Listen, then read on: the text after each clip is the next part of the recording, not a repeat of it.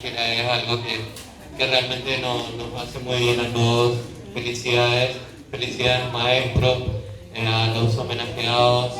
Eh, yo tengo, yo venía con ganas de, no sé, de leer algo de,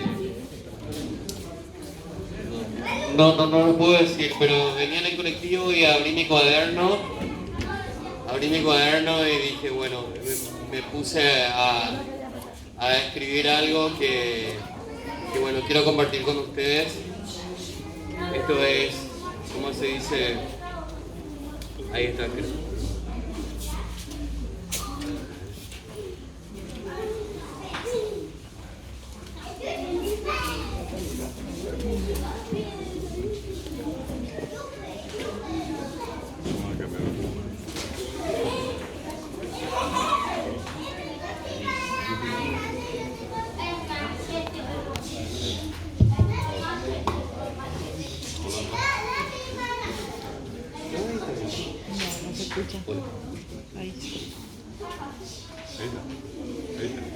Creo que, bueno, ahora sí.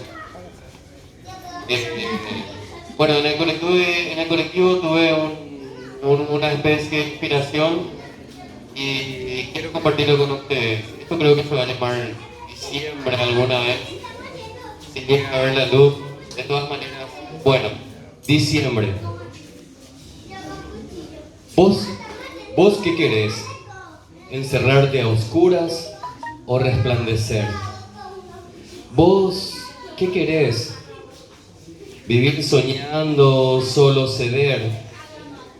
¿Vos qué querés? ¿Subir sin escaleras o desaparecer? ¿Vos en qué crees?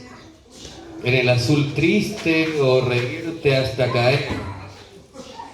¿Vos en qué crees? ¿En rezarle a una estatua o en salvar tus demonios? ¿Vos qué buscas? ¿Acaso volver a ser un niño? Se tensa una cuerda, sobreviene un acorde, se improvisa en el medio de la noche y una voz del oriente llega con los vientos. Tal vez sea Yoko, la de Lennon, quien niega todo, muere y resucita, como ese niño que algún día cumplió 33. Gracias. Felicitaciones, José.